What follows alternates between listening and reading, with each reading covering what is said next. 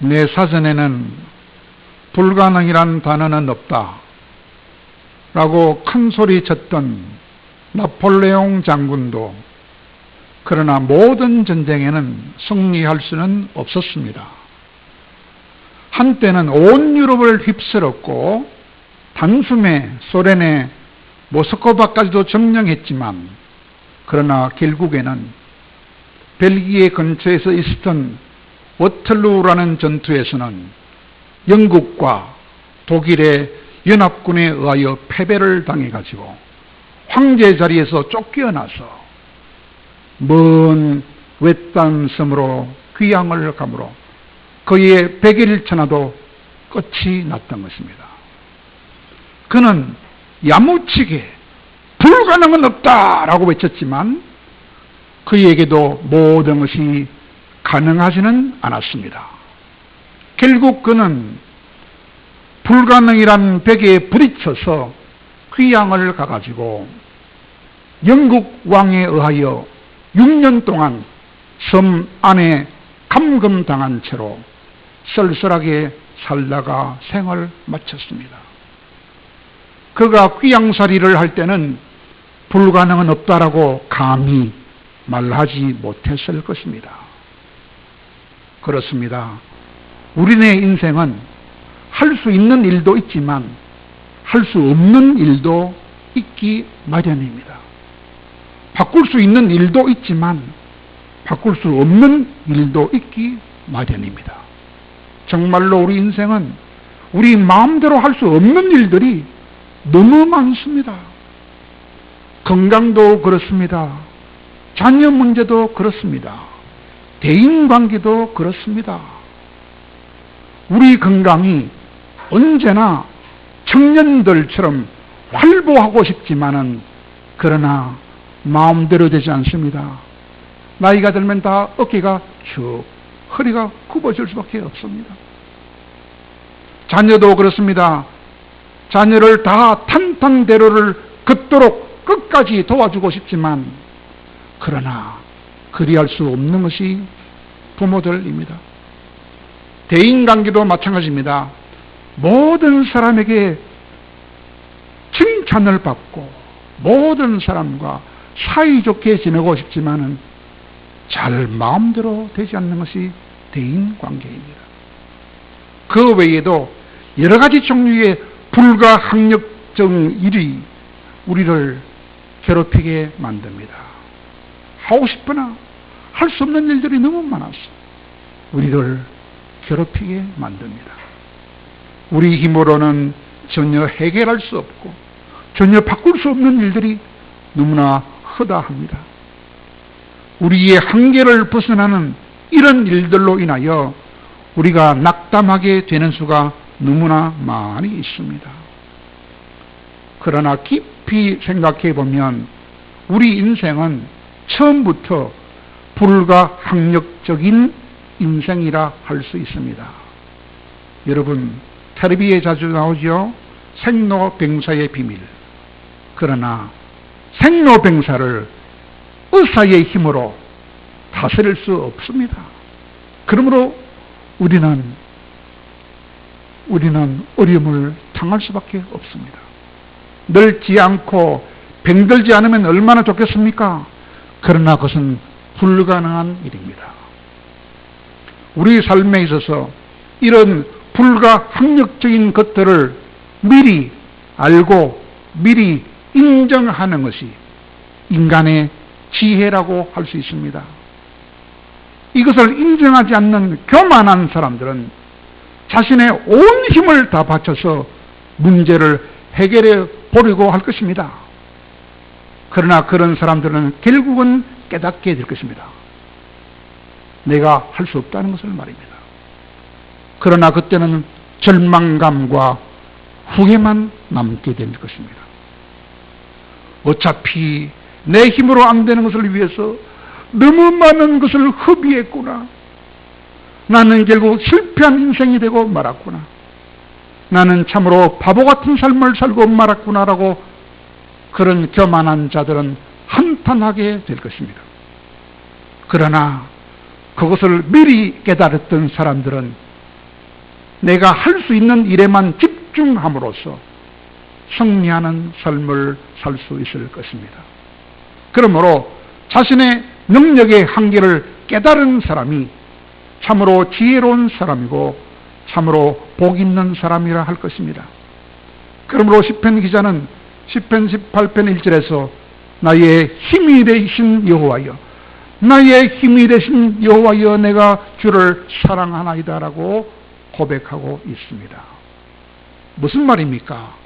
힘이 없는 나에게 힘을 주시는 분은 하나님이라는 것을 깨닫고 인정한다는 것입니다.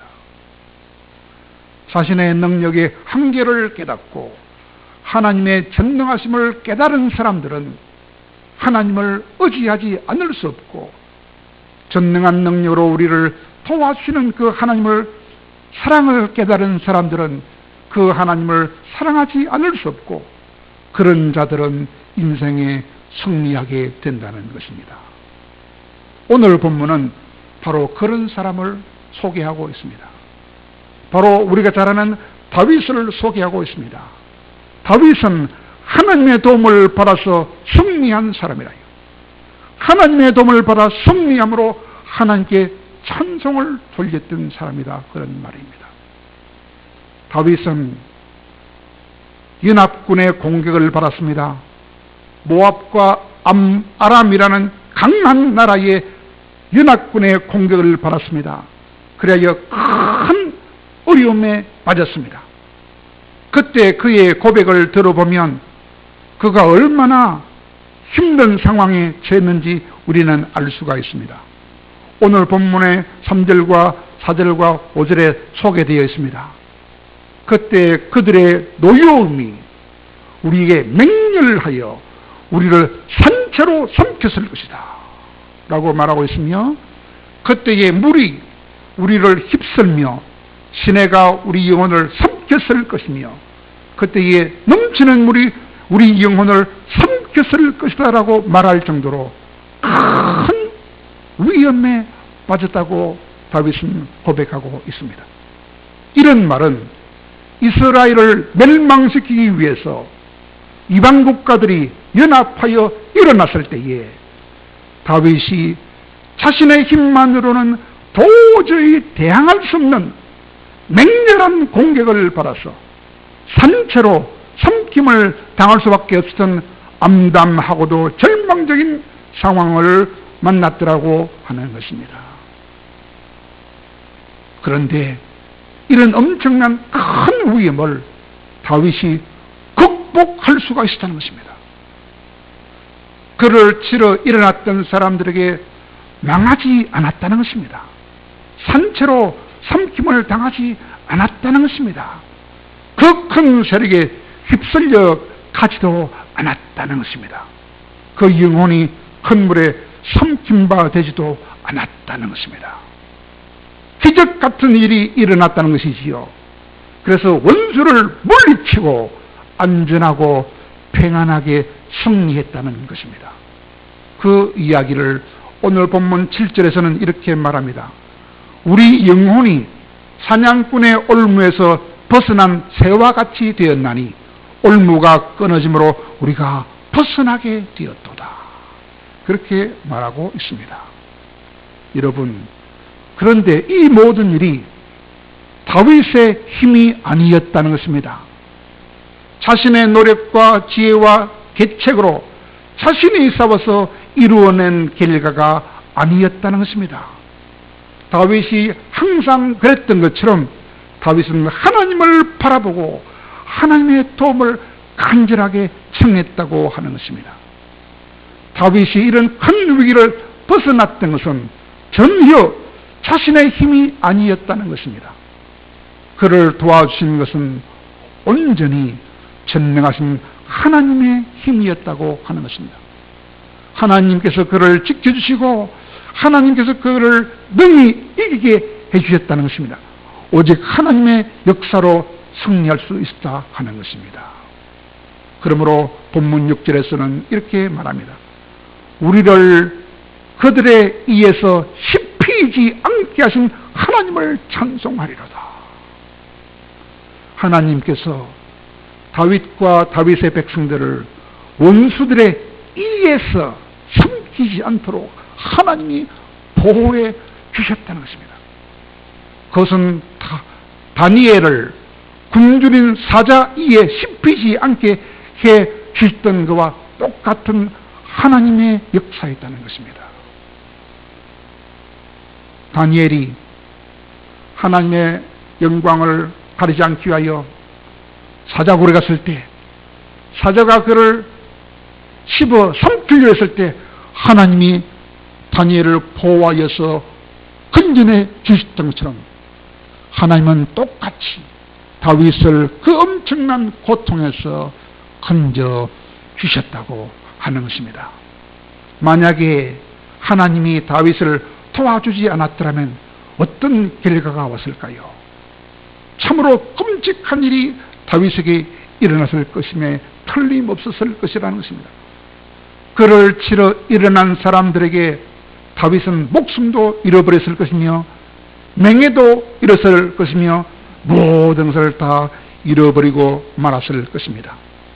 그러므로 오늘 본문 1절과 2절에서는 두 번이나 그런 경우를 가정해서 말하고 있습니다. 여호와께서 만약에 우리 편에 계시지 아니하셨더라면 우리가 어떻게 되었겠느냐? 사람들이 우리를 치러 일어날 때에 만약에 여호와께서 우리 편에 계시지 않았더라면 우리가 어떻게 되었겠느냐?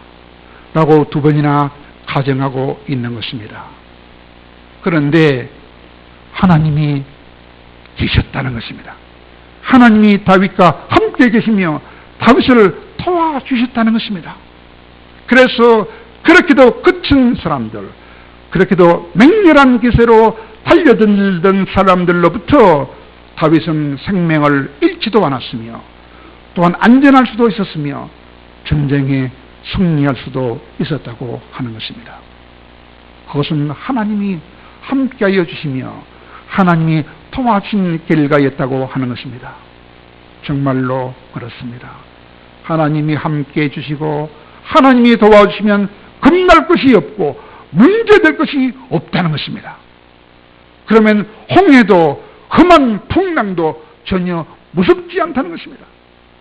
포도주가 떨어지고 양식이 떨어져도 하나님이 우리와 함께 하시면, 하나님이 우리를 도와주시면 아무 염려할 것이 없다고 하는 것입니다. 그러나 만약에 하나님이 우리와 함께 주지 않으신다면, 하나님이 우리를 도와주지 않으신다면 우리는 어떻게 해야 되겠습니까? 우리 앞을 가로막는 홍해를 우리가 무슨 힘으로 어떻게 통과할 수 있겠습니까? 우리 생명을 삼키려고 달려드는 원수들을 우리가 우리 힘으로 어떻게 물리칠 수 있겠습니까? 그러나 하나님은 언제나 우리 곁을 떠나지도 아니하시고 우리를 버리지도 않겠다고 히브리서 13장 5절에서 약속하고 있습니다. 또한 마태복음 28장 20절에서는 볼지어다 내 하나님이 세상 끝날까지 항상 너희와 함께 주리라고 약속하고 계십니다. 그러므로 우리는 늘 하나님을 잊어버리고 살 때도 많지만 하나님은 한순간도 우리를 잊지 아니하신다는 사실을 기억하시기를 바랍니다. 그러므로 하나님이 우리와 늘 함께 해주심과 늘 도와주심을 잘 알았던 그 다윗은 오늘 본문 8절에서 뭐라고 말씀합니까? 우리의 도움은 천지를 지으신 여호와의 이름에 있도다. 우리의 도움은 천지를 지으신 여호와의 이름에 있도다라고 말하고 있습니다. 왜 그럴까요? 여호와란 이름은 무슨 뜻입니까? 여호와란 이름은 항상 우리와 함께 해주시며 항상 우리를 도와주시는 분이라는 뜻이 여호와란 이름이라는 것입니다. 그러므로 우리의 도움은 어디에 있다고요? 여호와의 이름에 있도다 라고 말씀하고 있는 것입니다. 그렇습니다. 우리의 도우심은 바로 전능하시고 우리를 사랑하시는 하나님의 이름에 있는 것입니다. 그 하나님으로부터 우리의 도움이 나오는 것입니다. 하나님의 전적 극적인 도우심으로 우리는 비로소 세상에서 이길 수 있는 것입니다. 그 하나님의 도움으로 말미암아 우리는 비로소 마귀로부터 승리를 거둘 수 있는 것입니다. 넘을 수 없는 태산도 넘을 수 있고 건널 수 있는 큰 강도 하나님의 도우심으로 건너갈 수가 있는 것입니다. 삼손이 아무리 힘이 센 장사였지만은 혼자 힘으로는 1000명을 대항해서 이길 수가 없었습니다. 아무리 삼손이 힘이 센 장사였지만은 거대한 다곤 신전의 기둥을 무너뜨려서 블레셋 사람들을 물리칠 수는 없었습니다.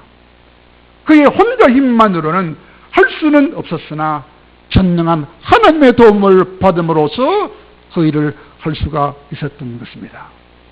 그렇습니다. 우리 힘으로는 할 수 없으나 하나님의 힘과 도움이면 불가능이 없는 것입니다. 그러므로 이스라엘 백성들이 포로에서 돌아와서 성전을 재건하려 할 때에 얼마나 힘들었습니까? 그때 하나님은 스게랴 선지자를 통하여 뭐라고 말씀하셨습니까? 교회당을 건축하는 일은 너희의 인간의 힘으로는 불가능하다. 인간의 능력으로는 불가능하다. 오직 나의 영으로만 가능한다 라고 말씀해 주셨던 것입니다. 그러므로 하나님을 나의 도움으로 삼는 사람들이 진짜로 현명한 사람들이며 진짜로 복이 있는 사람들입니다. 왜냐? 여호와를 자기 하나님으로 삼는 백성은 복이 있도다라고 시편 114편에서 말씀하고 있기 때문입니다.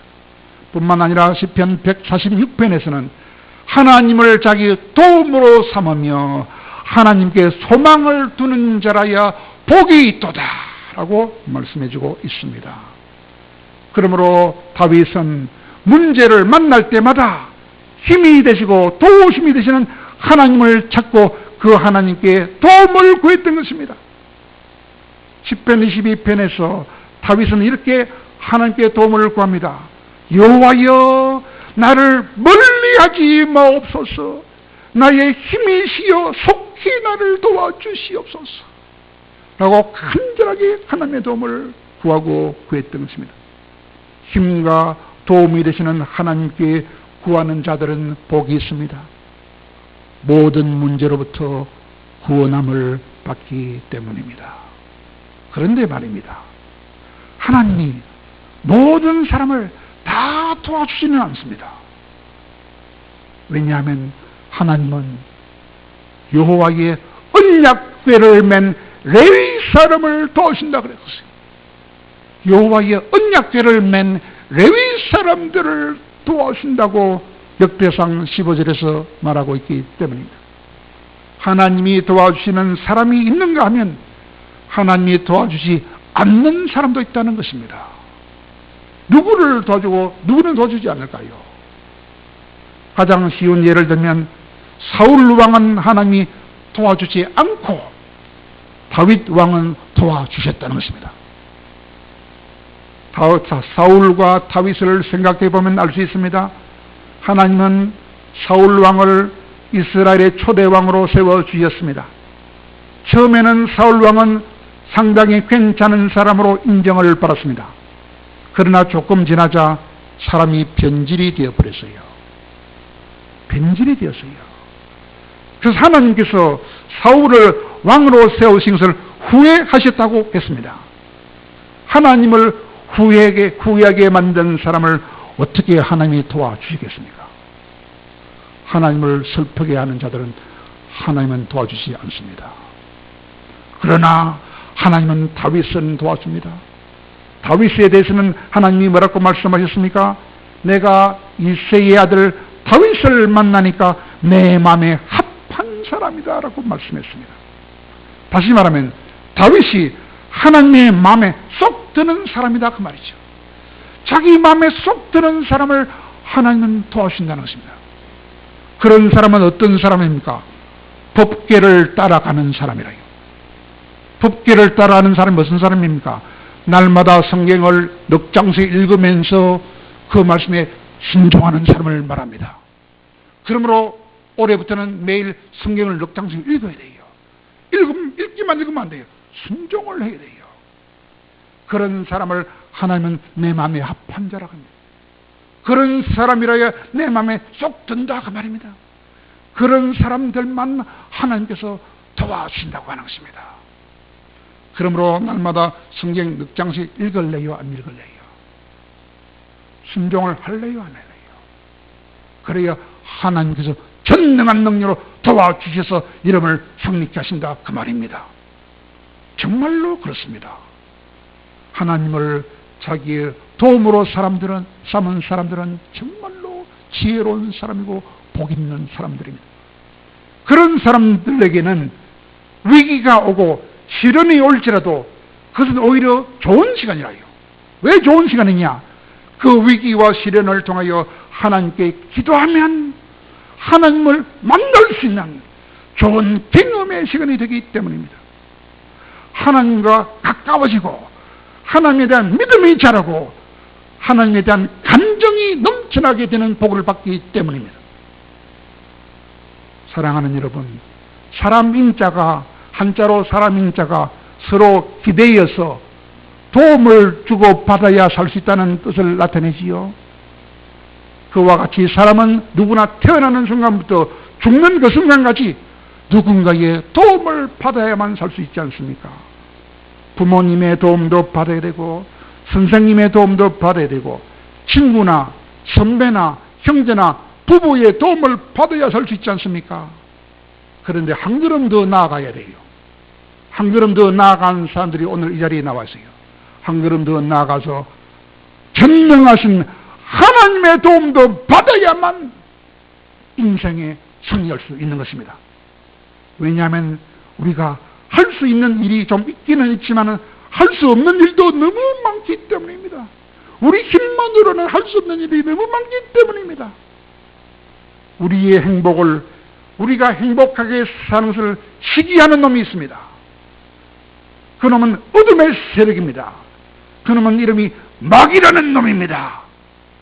우리가 행복하게 사는 꼴을 보지 못하는 어둠의 세력인 마귀라는 놈이 계속해서 우리 모르게 우리를 미혹하고 유혹하고 공격하고 있기 때문입니다.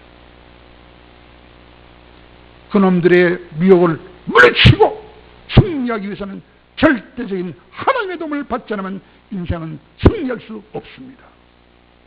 사랑하는 여러분, 그러므로 우리는 우리 삶에 시련도 있고 위기가 있을지라도 우리는 조금도 두려워할 필요가 없습니다. 위기가 와도 두려워할 필요가 없습니다. 문제가 와도 염려나 걱정할 필요가 없습니다. 왜? 우리는 혼자가 아니기 때문입니다. 우리와 항상 함께 해주시고 항상 도와주시는 하나님이 계시기 때문입니다. 그러므로 우리는 언제든지 그 하나님만 바라보면서 살아야 합니다. 그 하나님의 도우심을 구하면서 살아야 합니다. 사람들은 말합니다. 간절하게 바라면 다 된다라고. 그 말이 옳은 말입니까? 틀린 말입니다. 간절하게 바라면 다 된다는 말은 긍정의 힘을 강조하는 말인데 그것은 하나님의 말이 아닙니다. 인간의 말입니다. 그런 인간의 말에 속으면 안 됩니다. 간절하게 바란다고 다 이루어지는 것이 아니고 하나님의 도움을 받아야만 이루어지기 때문입니다. 그러므로 우리가 정말로 해야 할 것은 하나님의 도우심을 먼저 믿어야 됩니다. 하나님이 나를 반드시 도와주시는구나 그것을 믿어야 됩니다. 그리고 도움을 받기를 갈망을 내야 됩니다. 그리고 반드시 도움을 받아내야 하는 것입니다. 그래야 승리할 수 있습니다. 그러면 어떤 염려나 두려움이나 어떤 문제나 위기도 우리를 침몰시킬 수가 없는 것입니다. 그러나 마지막으로 우리가 정말로 두려워해야 할 것이 한 가지가 있습니다. 정말로 우리가 두려워해야 할 것이 한 가지가 있습니다. 그것이 무엇이겠습니까? 그것은 하나님이 오늘도 시퍼렇게 살아계시며 그 하나님은 내 안에도 들어와 계시며 지금도 그 하나님이 세상 모든 역사를 주관하고 계시며 지금도 우리를 도와주고 계신다는 사실을 깜빡 잊어먹는 것을 두려워해야 됩니다.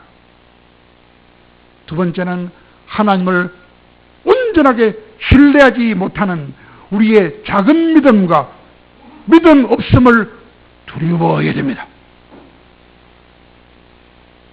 하나님을 깜빡 잊어버리는 것. 하나님을 100% 신뢰하지 못하는 연약한 믿음 없는 것, 이거를 두려워해야 됩니다. 그러므로 마지막 결론은 여러분 믿음을 키우시기 바랍니다. 뭐를 통하여? 말씀을 날마다 들음으로, 날마다 성경을 하루 5장씩 6장씩 읽음으로 믿음을 키워야 됩니다.